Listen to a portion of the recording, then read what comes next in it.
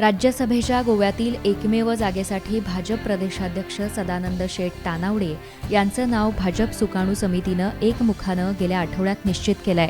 तानावडे यांच्या नावाची अधिकृत घोषणा करण्यात आली असून तानावडे आज त्यांचा उमेदवारी अर्ज दुपारी 1 वाजेपर्यंत दाखल करणार आहेत, अशी माहिती समोर आली आहे. राज्यसभा खासदार विनय तेंडुलकर यांची राज्यसभेची मुदत 28 जुलै रोजी संपत असल्यामुळं 24 जुलै रोजी मतदान होत असल्याची घोषणा निवडणूक आयोगानं केली आहे. या दरम्यान राज्यात भाजपाची बहुमत असलेली एकहाती सत्ता असून भाजपाला राज्यसभेची जागा जिंकणं सहज सोपं आहे. भाजपाकडून या जागेसाठी तानावडे यांचा एकमेव अर्ज सुकाणू समितीसमोर होता.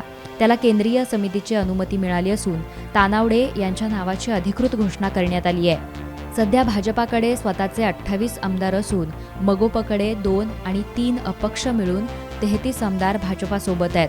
विरोधकांकडे काँग्रेसचे 3 आणि आपचे 2 तसंच गोवा फॉरवर्ड आणि आरजी यांचे प्रत्येकी 1 असे मिळून 7 आमदार आहेत.